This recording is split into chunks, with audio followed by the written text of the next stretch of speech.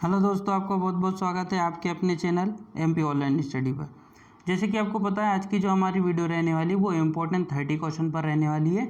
इसके अतिरिक्त मैंने 2 वीडियो ऑलरेडी अपलोड की हुई हैं, जिसमें सामान्य विज्ञान से रिलेटेड पार्ट 1 और पार्ट 2 के नाम से मैंने उसको अपलोड किया है। तो अगर आपने वो वीडियो नहीं देखी तो प्लेलिस्ट में जाके वो वीडियो ज़रूर देखें। उसी के साथ साथ आज की जो हमारी वीडियो रहेगी वो सामान्य विज्ञान से संबंधित 30 महत्वपूर्ण प्रश्न पर जो है आज हमारा डिस्कशन होने वाला है। तो स्टार्ट करते हैं हमारी वीडियो, जिसमें हम देखते हैं सबसे पहला प्रश्न जो है हमारे पास, पर्यावरण का अध्ययन जीव विज्ञान की किस शाखा के अंतर्गत किया जाता है। देखिए, नॉर्मली अगर हम बात करें तो साइंस में, विज्ञान में आपको बहुत सारी शाखाएं देखने को मिलती हैं। जैसे कि एनिमल्स का अध्ययन जब हम करते हैं तो हम उसको जूलॉजी के अंदर पढ़ते हैं, जीव विज्ञान के अंदर पढ़ते हैं। और अगर मान लीजिए आप प्लांट की स्टडी कर रहे हैं, प्लांट के बारे में जानकारी एकत्रित कर रहे हैं, तो प्लांट का अध्ययन कहलाता है आपका बॉटनी। क्या कहलाता है? बॉटनी। उसी तरीके से अगर आप इकोनॉमी, जो अगर आप देखेंगे इन्वायरमेंट है ना, मतलब पर्यावरण, अगर आप मान लीजिए पर्यावरण का अध्ययन कर रहे हैं तो आप विज्ञान की किस शाखा में अध्ययन कर रहे हैं, ये आपको पता होना चाहिए। तो उसको कहा जाता है पारिस्थितिकी। क्या कहा जाता है? पारिस्थितिकी कहा जाता है। अगर आप पर्यावरण का अध्ययन कर रहे हैं तो उसको विज्ञान की किस ब्रांच में रखा जाएगा? तो उसको विज्ञान की पारिस्थितिक सिस्टम में रखा जाएगा, जिसको इकोसिस्टम कहा जाता है। इंग्लिश में पारिस्थितिकी को क्या कहा जाता है? इकोसिस्टम कहा जाता है। तो याद रखना, जब भी आप पर्यावरण का अध्ययन करेंगे तो आप पारिस्थितिकी के बारे में पढ़ रहे हैं, मतलब आप इकोसिस्टम के बारे में पढ़ रहे हैं। ठीक है, तो ये चीज़ भी आपको याद रखना है। नेक्स्ट क्वेश्चन की बात करते हैं जो है हमारे पास, फलों के संवर्धन के विज्ञान को क्या कहा जाता है। कहने का मतलब ये है, जो फूल होते हैं ना, फूलों का कलेक्शन करना, नए नए प्रकार के फूलों को जो है उनकी जो है प्रजाति, बीज बनाना, इस तरीके का ये क्या कहलाता है? संवर्धन कहलाता है। नए नए कलेक्शन करना, जैसे हर चीज़ का कलेक्शन किया जाता है वैसे फूलों का भी कलेक्शन किया जाता है कि नए नए किस्म की, हम नए नए किस्म की फूल बना सकें। ठीक है, तो इस तरीके के संवर्धन को क्या कहा जाता है? मतलब फूलों का जो संवर्धन होता है उसको विज्ञान में क्या कहा जाता है? तो उसको विज्ञान में कहा जाता है फ्लोरिकल्चर। क्या कहलाता है? फ्लोरिकल्चर। आप ऐसा भी बोल सकते हैं कि फूलों का अध्ययन क्या कहलाएगा? तो फ्लोरिकल्चर कहलाएगा। ये भी आप बोल सकते हैं कि फूलों का अध्ययन क्या कहलाता है? तो फ्लोरिकल्चर कहलाता है। ठीक है, ये आपको याद रखना है। जैसे कि कोशिका का अध्ययन क्या कहलाता है? साइटोलॉजी कहलाता है ना। उसी तरीके से ऊतकों का अध्ययन क्या कहलाता है? हिस्टोलॉजी कहलाता है। ठीक है, इसी तरीके से फूलों का अध्ययन आप क्या बोल सकते हैं? फ्लोरिकल्चर बोल सकते हैं। ठीक है, नेक्स्ट क्वेश्चन की बात करते हैं जो है हमारे पास, सजावटी वृक्ष तथा झाड़ियों को संवर्धन के संबंधित अध्ययन क्या कहलाता है। जैसे कि मान लीजिए आप लोगों ने नॉर्मली देखा भी होगा कि सजावटी वृक्ष होते हैं ना, नए नए प्रकार के डिजाइनर वृक्ष आपको देखने को मिलेंगे, है ना। उनको बनाना, है ना, इस तरीके के वृक्ष जो है बीज बनाना, ताकि नए प्रकार के और डिजाइनिंग वृक्ष हमको मिल सके, प्लांट हमको मिल सके, है ना। इसी तरीके की झाड़ियाँ भी होती हैं जिनमें बहुत सारी ब्रांच होती हैं, कलर ब्रांच होती हैं, फूल भी होते हैं, वो भी कलर होते हैं, है ना। मतलब नए प्रकार के आपको नए नए तरीके की अभी प्लांट देखने को मिलेंगे। तो इनका संवर्धन करना, मतलब इनको इकट्ठा करना और इनका अध्ययन करना, ये सब, ये भी किसमें, किसके अंतर्गत आता है वो आपको पता होना चाहिए। जैसे कि फूलों का अध्ययन क्या बताया मैंने अभी आपको? फ्लोरिकल्चर बताया। उसी तरीके से सजावटी वृक्ष और झाड़ियों के संदर्भ के संवर्धन को क्या कहा जाता है? तो आर्बोरिकल्चर कहा जाता है। क्या कहा जाता है? आर्बोरिकल्चर। तो याद रखना, आर्बोरिकल्चर किसे कहा जाता है? जहां पर हम सजावटी वृक्ष और झाड़ियों का अध्ययन करें, उनका संवर्धन करें, उनको इकट्ठा करें, उनके बारे में रिसर्च करें, है ना, उनका अध्ययन करें, तो उसको हम क्या कहेंगे? उसको हम कहेंगे आर्बोरिकल्चर। ठीक है, तो ये वाला पॉइंट भी याद रखना। फ्लोरिकल्चर फूलों का अध्ययन या फूलों का संवर्धन भी हम बोल सकते हैं, और सजावटी वृक्ष या झाड़ियों का अध्ययन या संवर्धन क्या कहलाता है? वो आर्बोरिकल्चर कहलाता है। नेक्स्ट क्वेश्चन की बात करते हैं जो है हमारे पास, निकट दृष्टि दोष से पीड़ित व्यक्ति के चश्मे में कौन सा लेंस लगाया जाता है। हमने लास्ट वीडियो में डिस्कशन किया था कि निकट दृष्टि दोष मतलब उस व्यक्ति को निकट की वस्तु तो स्पष्ट दिखाई देती है लेकिन दूर की वस्तु स्पष्ट दिखाई नहीं देती, उसे निकट दृष्टि दोष हो जाता है। और निकट दृष्टि दोष के लिए हम अवतल लेंस लगाते हैं। कौन सा लेंस लगाते हैं? अवतल लेंस लगाते हैं। और ये भी मैंने आपको बताया था कि अवतल लेंस का उपयोग किया जाता है, और मैंने आपको बताया था कि आपको याद कैसे रखना है। देखिए, अवतल शब्द बड़ा होता है, निकट शब्द भी बड़ा होता है। उसी तरीके से उत्तल लेंस छोटा शब्द होता है, और दूर भी कैसा होता है? छोटा होता है। जैसे कि 2 तरीके के रोग होते हैं, एक निकट दृष्टि दोष, एक दूर दृष्टि दोष। उसी तरीके के दो तरीके के लेंस होते हैं, एक अवतल लेंस, एक उत्तल लेंस। तो आपको उस तरीके से ट्रिक के फॉर्म में याद रखना है कि छोटा शब्द छोटे लेंस के साथ इस्तेमाल करना है और बड़ा शब्द बड़े लेंस के साथ। तो जैसे कि निकट, ये बड़ा शब्द है तो इसके साथ अवतल लगा देना, और जो होता है आपका दूर, वो छोटा शब्द है, उसके साथ उत्तल लगा देना। ठीक है, तो निकट दृष्टि दोष को दूर करने के लिए जो चश्मे में लेंस लगता है वो अवतल लेंस लगता है। नेक्स्ट क्वेश्चन की बात करते हैं जो है हमारे पास, दूर दृष्टि दोष से पीड़ित व्यक्ति के चश्मे में कौन सा लेंस लगाया जाता है? तो अभी हमने डिस्कशन किया, इसमें उत्तल लेंस लगेगा। कौन सा लेंस लगेगा? उत्तल लेंस लगेगा। ठीक है, नेक्स्ट क्वेश्चन की बात करते हैं जो है हमारे पास, परमाणु के नाभिक में कौन कौन से अवयव होते हैं? जैसे कि हमने केमिस्ट्री में पढ़ा था कि परमाणु जो होता है वो गोल आकार का होता है, जिसके बीच में क्या होता है? नाभिक होता है। तो उन्होंने पूछा है कि जो परमाणु के बीच में नाभिक होता है उसमें क्या क्या होता है? तो उसमें प्रोटॉन होता है और उसमें न्यूट्रॉन होता है। ठीक है, और इलेक्ट्रॉन क्या करता है? इलेक्ट्रॉन उस नाभिक के चारों ओर घूमता रहता है, परिक्रमा करता रहता है। ठीक है, तो ये चीज़ याद रखना है कि जो परमाणु होता है उसके नाभिक में क्या क्या होते हैं? प्रोटॉन होते हैं और न्यूट्रॉन होते हैं। प्रोटॉन के ऊपर प्लस चार्ज लगा होता है, लेकिन न्यूट्रॉन के ऊपर कोई भी चार्ज नहीं होता है। न्यूट्रॉन जो है न्यूट्रल होता है, जिसको हम बोलते हैं उदासीन होता है। न्यूट्रॉन उदासीन होता है। नेक्स्ट क्वेश्चन, तो इसका आंसर क्या हो जाएगा? प्रोटॉन और न्यूट्रॉन होते हैं नाभिक में, प्रोटीन के परमाणु के नाभिक में क्या क्या होता है? प्रोटॉन और न्यूट्रॉन। नेक्स्ट क्वेश्चन की बात करते हैं जो है हमारे पास, माइकोलॉजी में किसका अध्ययन किया जाता है? देखिए अभी आ गया, मैं आपको बोलूँ साइटोलॉजी में किसका अध्ययन किया जाता है, तो आप बोलोगे कोशिका का अध्ययन किया जाता है। मैं आपसे पूछूं कि मुझे बताइए फ्लोरिकल्चर में किसका अध्ययन किया जाता है, तो आप बोलोगे फूलों का अध्ययन किया जाता है। उसी तरीके से मैं आपको पूछूं कि फाइकोलॉजी में किसका अध्ययन किया जाता है, तो आपको पता होना चाहिए कवक। किसका? कवक का अध्ययन किया जाता है। तो फाइकोलॉजी में कवकों का अध्ययन किया जाता है। याद रखना, फाइकोलॉजी में कवकों का अध्ययन किया जाता है। मैं आपसे पूछूं कि मुझे बताइए आर्बोरिकल्चर क्या होता है, तो आपको पता होना चाहिए कि आर्बोरिकल्चर जो होता है उसके अंदर हम जो सजावटी झाड़ी होती हैं, सजावटी वृक्ष होते हैं, उनका संवर्धन करते हैं, उनका अध्ययन करते हैं, उसको आर्बोरिकल्चर कहते हैं। ठीक है, तो वो भी याद रखना और माइकोलॉजी भी याद रखना। मैं आपसे पूछूं कि माइकोलॉजी का अध्ययन क्या कहलाता है, तो आंसर आएगा कवक। कवक में जो है कवकों का अध्ययन करना माइकोलॉजी कहलाता है। ठीक है, नेक्स्ट क्वेश्चन की बात करते हैं जो है हमारे पास, जल में तैरना न्यूटन की गति के किस नियम के कारण संभव होता है? न्यूटन ने कितने नियम दिए थे? 2 नियम दिए थे। कितने नियम दिए थे? 2 नियम, सॉरी, न्यूटन ने कितने नियम दिए थे? 3 नियम दिए थे। तो न्यूटन का जो तीसरा नियम है उससे रिलेटेड बहुत सारे प्रश्न पूछे जाते हैं और ज़्यादा प्रश्न वहीं से बनते हैं। तो तीसरा नियम आपको याद रखना है न्यूटन का। अच्छा, न्यूटन ने जो तीसरा नियम दिया था वो नियम क्या दिया था कि जब आप किसी के ऊपर बल लगाते हैं तो वो वस्तु भी आपके ऊपर उतना ही बल लगाती है। तीसरा नियम था ये न्यूटन का। अगर आप किसी वस्तु के ऊपर बल लगाते हैं तो वो वस्तु भी आपके ऊपर उतना ही बल लगाएगी, लेकिन आपके विपरीत लगाएगी। मतलब अगर आप उत्तर दिशा की ओर किसी वस्तु को लेके जाना चाहते हैं तो वो वस्तु आपके ऊपर बल लगाएगी कौन सी दिशा में? दक्षिण दिशा में।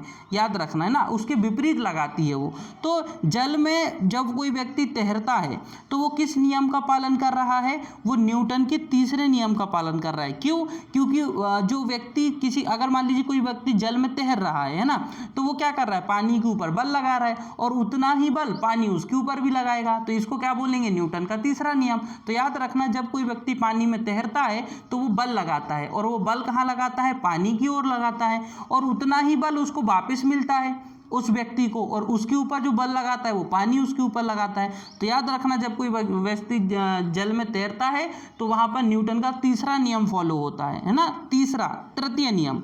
नेक्स्ट क्वेश्चन की बात करते हैं जो है हमारे पास, न्यूट्रिऑन नामक सामान्यतः किसे कहा जाता है? न्यूट्रिऑल नाम किसके लिए इस्तेमाल में लाया जाता है? न्यूट्रिऑल आप किसे कह सकते हैं? न्यूक्लियोल है ना, न्यूक्लियोल किसे कहा जाता है? ये सामान्य सा प्रश्न है, इतना ज़्यादा लेंदी नहीं है। न्यूक्लियोल सामान्यतः किसे कहा जाता है? तो ये कहा जाता है नाभिक को। किसे कहा जाता है? नाभिक को। नाभिक के अंदर क्या क्या होता है? नाभिक के अंदर प्रोटॉन होता है और न्यूट्रॉन होता है। तो ये आपको याद रखना है कि प्रोटॉन न्यूट्रॉन नाभिक के अंदर होते हैं, और दोनों को मिला के मैं एक शब्द का इस्तेमाल कर सकता हूँ जिसको मैं कह सकता हूँ न्यूक्लियोल। क्या कह सकता हूँ? न्यूक्लियोल कह सकता हूँ। तो अब अभी कभी प्रश्न आपसे पूछा जाए कि न्यूक्लियोल किसे कहा जाता है, तो आप बोल देना प्रोटॉन और न्यूट्रॉन को मिलाकर ही न्यूक्लियोल कहा जाता है। नेक्स्ट क्वेश्चन की बात करते हैं जिसकी जो है हमारे सामने, हाँ, पॉजिट्रॉन क्या है? पॉजिट्रॉन एक है। क्या होता है पॉजिट्रॉन? तो पॉजिट्रॉन एक तरीके का धनात्मक इलेक्ट्रॉन होता है। देखिए इलेक्ट्रॉन के ऊपर कौन सा चार्ज लगा होता है? ऋण, मतलब इलेक्ट्रॉन कैसा होता है, ऋणात्मक होता है। लेकिन अगर कभी इलेक्ट्रॉन के ऊपर कौन सा चार्ज आ जाए, प्लस चार्ज आ जाए, मतलब इलेक्ट्रॉन अगर पॉजिटिव हो जाए तो फिर इलेक्ट्रॉन को हम पॉजिट्रॉन कहते हैं। क्या बोलते हैं, पॉजिट्रॉन कहते हैं। तो अगर प्रश्न पूछा जाए कि पॉजिट्रॉन किसे कहा जाता है, तो आंसर आएगा धनावेशित इलेक्ट्रॉन को। ऑप्शन में ऋणावेशित इलेक्ट्रॉन भी होगा, उसको टिक मत करना, धनावेशित इलेक्ट्रॉन को ही पॉजिट्रॉन कहा जाता है। ठीक है, नेक्स्ट क्वेश्चन की बात करते हैं जो है हमारे पास एक्सोबायोलॉजी। एक्सोबायोलॉजी में निम्नलिखित में से किसका अध्ययन किया जाता है। अभी हम बहुत सारे पढ़ रहे हैं, जैसे कि आर्बोरिकल्चर मैंने आपको बताया, फ्लोरिकल्चर मैंने आपको बताया, उसी तरीके से ये है एक्सोबायोलॉजी। तो एक्सोबायोलॉजी में हम किस चीज़ के बारे में पढ़ते हैं, तो हम देखिए बाहरी ग्रहों और अंतरिक्ष में जीवन के बारे में पढ़ते हैं कि अंतरिक्ष में आप कैसे जीवन व्यतीत कर सकते हैं, अंतरिक्ष में आप किस तरीके से रह सकते हैं, अंतरिक्ष में रहने के लिए आपके पास क्या क्या टेक्निक होनी चाहिए। उसी तरीके से अगर आप दूसरे ग्रहों पर रहना चाहते हैं तो उसके लिए आपको क्या क्या टेक्निक आजमानी पड़ेगी। इन सारी चीज़ों के बारे में अगर आप स्टडी कर रहे हैं, जानकारी एकत्रित कर रहे हैं, या इनके बारे में अगर आप पढ़ रहे हैं, तो आप क्या कर रहे हैं, आप एक्सोबायोलॉजी पढ़ रहे हैं। कौन सी बायोलॉजी पढ़ रहे हैं आप, एक्सोबायोलॉजी पढ़ रहे हैं। तो बाहरी ग्रहों के बारे में जानकारी एकत्रित करना और अंतरिक्ष विज्ञान में जीवन किस तरीके से जिया जा सकता है, इसके बारे में जानकारी एकत्रित करना एक्सोबायोलॉजी कहलाता है। ठीक है, नेक्स्ट क्वेश्चन की बात करते हैं जो है हमारे पास मोनाजाइट किसका अयस्क है, पूछा जाता है। ज़्यादातर अयस्क पेपर में बनते हैं, केमिस्ट्री से रिलेटेड टॉपिक है ये, कि मोनाजाइट किसका अयस्क होता है। अलग अलग तरीके के अयस्क होते हैं, तो थोरियम का होता है। अब कहने का मतलब क्या होता है, अयस्क का मतलब क्या होता है वो समझिए। जैसे कि मैंने आपको बोला मोनाजाइट, तो मोनाजाइट से तुमको थोरियम मिलेगा। मतलब तुम जब थोरियम निकालने जाओगे ना बड़ी बड़ी खदानों में, अगर तुमको लगता है कि यहाँ पर कुछ थोरियम की खदानें हैं, तो वहाँ से आपको थोरियम नहीं मिलेगा, वहाँ से आपको मोनोजाइट मिलेगा। और जो मोनाजाइट मिलेगा ना, उसमें से थोरियम निकालना पड़ेगा आपको। ठीक है ना। तो आप जो अयस्क को किस तरीके से समझें, इस तरीके से समझें कि जैसे कि मान लीजिए कि कहीं पर कोयले की खान है, तो कोयले की खान से हीरा मिलता है, लेकिन क्या कोयले की खान से डायरेक्टली हीरा मिल जाता है या शुद्ध हीरा मिल जाता है, नहीं। वो हीरा जो मिलता है वो चमकीला नहीं होता है, उसको फिर अलग तरीके से उसको पॉलिश किया जाता है और फिर हीरा को चमकदार बनाया जाता है ना। तो इसीलिए कहते हैं कि अयस्क हम उस शब्द को कह सकते हैं जिससे कोई चीज़ बनाई जा सके। जैसे कि मोनाजाइट, अगर मुझे मान लीजिए मुझे मोनाजाइट मिल जाए, तो मैं मोनाजाइट में से क्या निकाल सकता हूँ, थोरियम निकाल सकता हूँ, है ना। तो मोनाजाइट किसका अयस्क होता है, थोरियम का अयस्क होता है। तो ये चीज़ आपको याद रखना। नेक्स्ट क्वेश्चन की बात करते हैं, बॉक्साइट निम्नलिखित में से किसका अयस्क होता है। अब कहने की बात ये है कि जब हम बॉक्साइट निकालेंगे, या हमको मान लीजिए कहीं पर बॉक्साइट मिल गया, तो बॉक्साइट में से मैं क्या निकाल सकता हूँ, बॉक्साइट में से मैं एल्यूमिनियम निकाल सकता हूँ, क्योंकि बॉक्साइट के अंदर एल्यूमिनियम होता है। ठीक है, तो इसीलिए कहा जाता है कि बॉक्साइट किसका अयस्क है। सबसे ज़्यादा प्रश्न यही पूछा जाता है कि बॉक्साइट किसका अयस्क है, तो उसका आंसर आएगा एल्यूमिनियम का अयस्क है। ठीक है, नेक्स्ट क्वेश्चन की बात करते हैं जो है हमारे पास कार्नेलाइट। क्या है, कार्नेलाइट किसका खनिज है। अब यहाँ खनिज पूछा है ना, खनिज या अयस्क का मतलब एक ही होता है। कार्नेलाइट किसका खनिज है, मतलब कहने का मतलब ये, कार्नेलाइट अगर मेरे पास है तो कार्नेलाइट से मैं क्या निकाल सकता हूँ, मैग्नीशियम निकाल सकता हूँ। मतलब कार्नेलाइट के अंदर मैग्नीशियम होता है। ठीक है, तो कार्नेलाइट किसका खनिज होता है, खनिज बोले या अयस्क बोले मतलब एक ही होता है। कार्नेलाइट किसका खनिज होता है, तो मैग्नीशियम का खनिज होता है। ये आपको याद रखना है। नेक्स्ट क्वेश्चन की बात करते हैं जो है हमारे पास, माचिस की तिल्ली के एक सिरे पर लगा मसाला निम्नलिखित में से किसका मिश्रण होता है। आपने देखा होगा माचिस हम जलाते हैं ना, तो जो रेड कलर का पाउडर या अलग तरीके के भी होते हैं, आजकल तो जो माचिस आती है वो रंग बिरंगी होती हैं। तो माचिस की तिल्ली में जो एक सिरे पर जो मसाला लगा होता है, वो आखिर किस चीज़ों से मिलकर बना होता है, तो वो लाल फास्फोरस और गंधक से मिलकर बना। गंधक मतलब सल्फर। ठीक है, तो लाल फास्फोरस और गंधक से मिलकर बना होता है। तो आंसर याद रखना कि जो माचिस की तिल्ली होती है और माचिस की तिल्ली में जो मसाला लगा होता है वो लाल फास्फोरस और गंधक से मिलकर बना होता है। नेक्स्ट क्वेश्चन की बात करते हैं जो है हमारे पास, वैज्ञानिक एडवर्ड जेनर, एक वैज्ञानिक थे, प्रसिद्ध वैज्ञानिक थे ये, एडवर्ड जेनर निम्नलिखित में से किस रोग से संबंधित थे, मतलब किस रोग के विशेषज्ञ थे। तो हम अगर बात करें तो एक जो रोग फैला था आपका चेचक, चेचक की अगर हम बात करें तो चेचक के टीके भी लगते हैं। तो चेचक की अगर हम बात करें तो ये एडवर्ड जेनर इनसे संबंधित वैज्ञानिक थे। साइंटिस्ट इंपॉर्टेंट है, इसलिए प्रश्न थोड़ा सा इंपॉर्टेंट है ना। तो याद रखना वैज्ञानिक जो है एडवर्ड जेनर निम्नलिखित में से से किस रोग से संबंधित थे? तो चेचक से संबंधित है।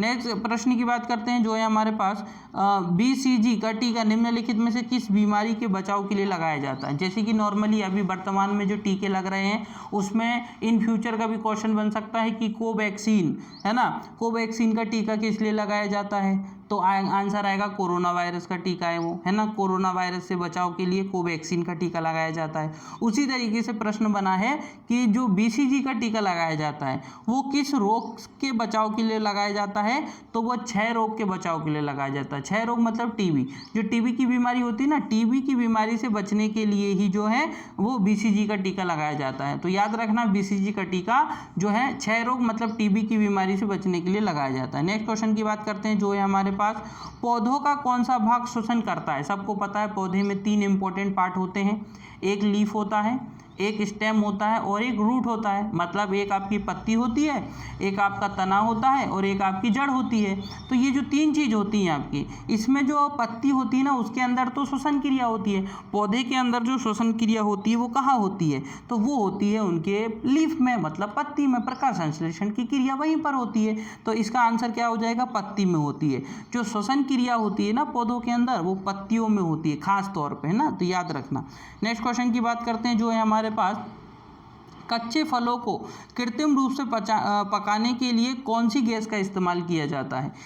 कच्चे फल जो होते हैं ना, जैसे कोई भी एग्जांपल किसी भी कच्चे फल को आप ले लीजिए, उसमें अगर आप ऐसी एक तरीके की एसिटिलीन होती है, क्या होती है जो गैस होती है वो कौन सी होती है? एसिटिलीन होती है। एसिटिलीन गैस का छिड़काव कर दीजिए आप किसी भी फल पे, तो वो फल क्या हो जाएगा? कुछ समय के बाद पक जाता है। तो इसको कृत्रिम रूप से पकाया जाता है। खास तौर पर ट्रांसपोर्ट जहाँ पर होता है ना, जैसे कि मान लीजिए किसी फसल को हमको एक शहर से दूसरे शहर लेके जाना है, तो उसको पका कर तो लेके जा नहीं सकते क्योंकि वो डैमेज भी हो सकता है वो फल, है ना, और वो सड़ भी सकते हैं। इसलिए हम कच्चे फल लेके जाते हैं और जब दूसरी सिटी में वो फल पहुँच जाते हैं तो एसिटिलीन का छिड़काव कर दिया जाता है और कुछ समय के बाद वो फल क्या हो जाते हैं? पक जाते हैं। तो ये चीज़ भी आपको याद रखना है कि कच्चे फलों को पकाने के लिए किस गैस का इस्तेमाल किया जाता है? तो वो एसिटिलीन गैस का इस्तेमाल किया जाता है। नेक्स्ट क्वेश्चन की बात करते हैं जो है हमारे पास, वृक्षों की आयु किस प्रकार निर्धारित की जाती है? देखिए नॉर्मली क्या होते हैं, कुछ वृक्ष ऐसे होते हैं जो हमारे जीवन काल में ही छोटे रहते हैं और बड़े हो जाते हैं, तो उनकी आयु तो आप बता सकते हैं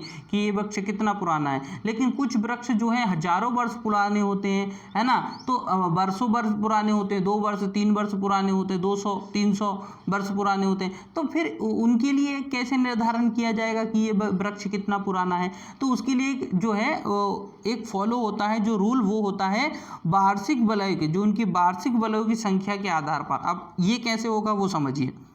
आप किसी प्लांट को अगर काटते हैं तो उसके अंदर रिंग बनी होती है, सर्कल बने होते हैं, ठीक है। आप बड़े बड़े अगर प्लांट कभी आपने देखे होंगे तो उसमें रिंग आपको अलग से दिखाई देगी। तो वो जो रिंग बनी होती है ना, उन रिंगों के आधार पे जाना जाता है कि वृक्ष कितना पुराना है। अगर मान लीजिए किसी वृक्ष की जो तना है, किसी वृक्ष का जो तना है उस पर 10 रिंग बनी हुई है ना, 10 इस तरीके की वलय बनी हुई है जिसको रिंग के रूप में दिखाई देती है वो, तो हम समझ जाएंगे कि ये जो वृक्ष है ये 10 वर्ष पुराना है, क्योंकि एक वलय को बनने में 1 साल लग जाता है। इसलिए हम कहते हैं कि अगर किसी वृक्ष की आयु आपको ज्ञात करनी है तो उसको ज्ञात करने का सबसे अच्छा फंडा जो होता है वो होता है कि उस वृक्ष के अंदर कितनी वलय हैं, कितनी रिंग बनी हुई है, उसको गिन लीजिए। उस आधार पे आप बता देंगे कि ये वृक्ष इतना पुराना है। तो ये चीज़ याद रखना, वार्षिक वलयों की संख्या के आधार पर ही वृक्ष की आयु का निर्धारण किया जा सकता है। नेक्स्ट क्वेश्चन की बात करते हैं जो है हमारे पास, नेत्रदान में दाता की आंख का कौन सा भाग उपयोग में लाया जाता है? हम नेत्रदान करते हैं तो पूरी आंख का दान नहीं होता है, उसमें केवल एक पार्ट का दान किया जाता है। और वो कौन सा पार्ट होता है जो दान किया जाता है? क्योंकि पूरी आंख दान नहीं की जाती है, केवल एक पार्ट दान किया जाता है जो रेटिना होती है, क्योंकि यही तो इंपॉर्टेंट होती है। रेटिना पे तो फिर प्रतिबिंब बनता है। हमारी आंख में कौन सा लेंस होता है? उत्तल लेंस होता है। उत्तल लेंस क्या करता है? उत्तल लेंस प्रकाश को फोकस कर देता है रेटिना पर, और रेटिना पर प्रतिबिंब बनता है, मतलब परछाई बनती है, इमेज बनती है। जो आप देख रहे हैं उसकी इमेज रेटिना पे बनती है, ठीक है। तो नेत्रदान में जो दाता होता है, मतलब देने वाला, वो क्या करता है? वो अपनी आंख का कौन सा भाग दान करता है? रेटिना का पार्ट दान करता है, ठीक है। तो रेटिना को दान किया जाता है, पूरी आंख दान नहीं होती। ये चीज़ भी आपको याद रखना है। नेक्स्ट क्वेश्चन की बात करते हैं जो है हमारे पास, साधारण मानव में गुणसूत्रों की संख्या कितनी होती है? जो साधारण मनुष्य होते हैं उनके अंदर कितने गुणसूत्र होते हैं? तो उनके अंदर अगर आप गुणसूत्र देखोगे, देखो जोड़ों में देखोगे तो 23 जोड़े होते हैं, लेकिन अगर संख्या में देखोगे तो 46 होते हैं। कितने होते हैं? संख्या में तो 46 होते हैं, लेकिन अगर आप इनको जोड़ों में कन्वर्ट कर दोगे तो 2 का 1 जोड़ा बनता है, तो इस हिसाब से 23 जोड़े होते हैं। अच्छा, जिसमें से 22 जोड़े तो कॉमन होते हैं, स्त्री और पुरुष के 22 क्रोमोसोम एक जैसे होते हैं, लेकिन जो एक क्रोमोसोम होता है जोड़ा, एक क्रोमोसोम का जोड़ा वो अलग होता है। पुरुषों में होता है XY और महिलाओं में होता है XX, है ना। अच्छा, पुरुषों में जो XY होता है ना, तो उसका जो Y होता है वही निर्धारित करता है कि पुत्र होगा या फिर पुत्री होगी। तो ये चीज़ भी आपको याद रखना है कि साधारण मानव के अंदर कितने गुणसूत्र होते हैं? तो 46 होते हैं, लेकिन अगर आपसे जोड़ों में पूछ लिया जाए तो 23 होते हैं, है ना। 23 दोनों में होते हैं, 23 पुरुष में भी होते हैं और 23 स्त्री में भी होते हैं, लेकिन 22 जोड़े दोनों के बराबर होते हैं, एक जैसे होते हैं, लेकिन जो 23वां जोड़ा होता है वो अलग अलग होते हैं ना। पुरुष में XY होता है और स्त्री में XX होता है, ठीक है। नेक्स्ट क्वेश्चन की बात करते हैं जो है हमारे पास, मानव शरीर की किस अंग की हड्डी सबसे लंबी होती है? सबको पता है कि मानव शरीर की सबसे लंबी हड्डी कौन सी होती है? तो सबसे लंबी हड्डी होती है उर्फ, है ना, उरु की। उरु मतलब जांग, जो हमारे पैर की जो जांग होती है ना, उसकी हड्डी सबसे लंबी होती है। ये याद रखना, जांग की जो हड्डी होती है वो सबसे लंबी होती है। इंपॉर्टेंट है, ये चीज़ आपको याद रखना है। जांग की हड्डी सबसे लंबी होती है। और सबसे छोटी हड्डी कहाँ होती है? कान में होती है। कौन सी? स्टेपिस, याद रखना, है ना। कान की जो हड्डी होती है ना वो सबसे छोटी हड्डी होती है, जिसको हम स्टेपिज कहते हैं। उसी कान में 3 हड्डी होती है, वैसे एक कान में 3 हड्डी होती है ना, लेकिन उन 3 हड्डियों में भी एक सबसे छोटी हड्डी होती है जिसको बोलते हैं स्टेपिज, और जो शरीर की सबसे छोटी हड्डी होती है। और सबसे बड़ी हड्डी कहाँ होती है? जांग में होती है। ये चीज़ भी आपको याद रखना है। नेक्स्ट क्वेश्चन की बात करते हैं जो है हमारे पास, मानव शरीर की मांसपेशियों में कितने जोड़े होते हैं? है ना, पसलियों में, सॉरी पसलियों में।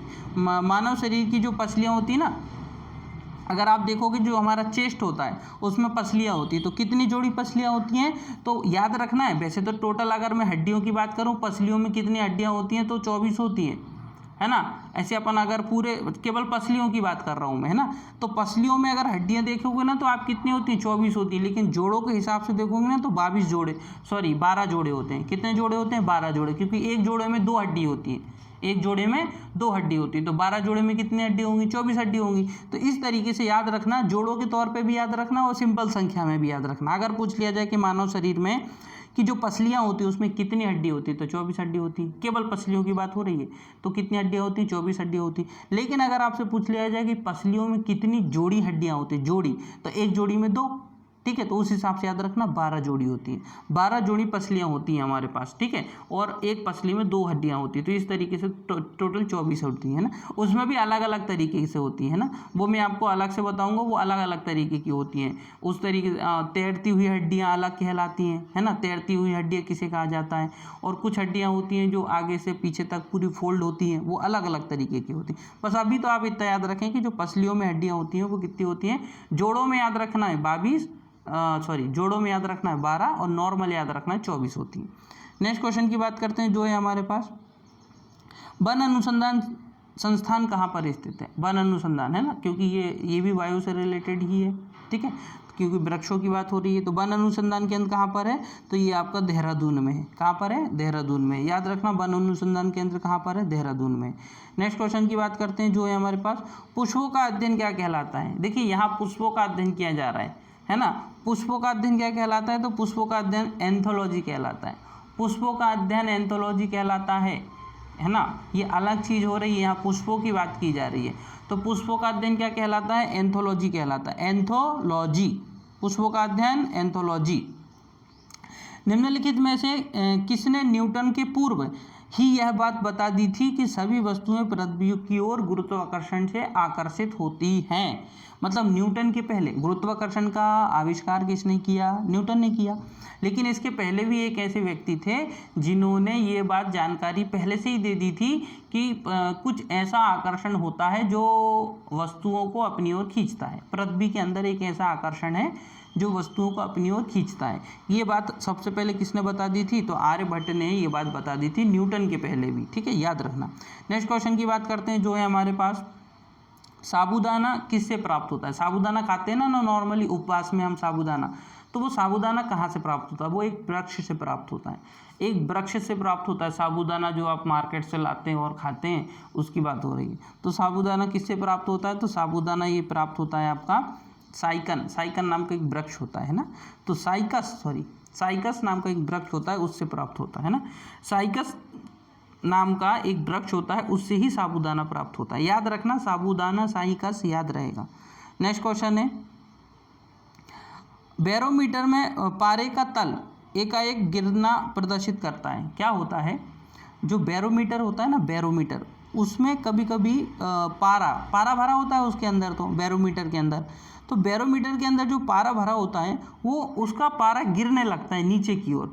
तो ये किस बात का संकेत दे रहा है? क्योंकि बैरोमीटर तो कुछ ना कुछ बताएगा ना आपको, अगर पारा ऊपर जा रहा है, पारा नीचे आ रहा है, पारा एक समान थमा हुआ है, तो ये सारे अलग अलग संकेत हैं, किस चीज़, किस घटना के संकेत हैं। तो अगर जो बैरोमीटर होता है, बैरोमीटर में अगर पारा एकाएक नीचे की ओर जाए, कहाँ जाए? नीचे की ओर, तो ये किस बात का संकेत देता है? ये तूफान का संकेत देता है। तो याद रखना, बैरोमीटर में जो पारा होता है वो कभी धीरे धीरे धीरे धीरे धीरे धीरे नीचे की ओर गिर रहा है, इसका मतलब तूफान का संकेत है। ये किस का बात का संकेत है?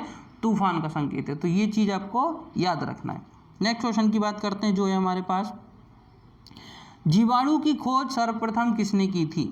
जीवाणु, जिसको हम बैक्टीरिया भी बोल सकते हैं, तो जीवाणु की खोज सर्वप्रथम ल्यूवेनहॉक ने की थी। किसने की थी? ल्यूवेनहॉक। तो ल्यूवेनहॉक ने जीवाणु की खोज की थी सबसे पहले, याद रखना। बैक्टीरिया की खोज किसने की थी? ल्यूवेनहॉक ने की थी। नेक्स्ट क्वेश्चन की बात, हाँ, तो यहाँ पर हमारे 30 क्वेश्चन कंप्लीट होते हैं। अगर अभी तक आपने हमारे चैनल को सब्सक्राइब नहीं किया है तो चैनल को सब्सक्राइब जरूर करें। वीडियो पसंद आए तो वीडियो को लाइक ज़रूर करें, वीडियो को शेयर भी ज़रूर करें, और साथ ही साथ अगर आप इस वीडियो की PDF प्राप्त करना चाहते हैं तो आप हमारे टेलीग्राम ग्रुप के साथ ज्वाइन जरूर हो, जिसकी लिंक आपको इस वीडियो के डिस्क्रिप्शन में मिल जाएगी। वहां से डायरेक्टली आप हमारे ग्रुप को ज्वाइन कर सकते हैं और वहां से PDF डाउनलोड कर सकते हैं। तो ओके दोस्तों, thank you, thanks for watching.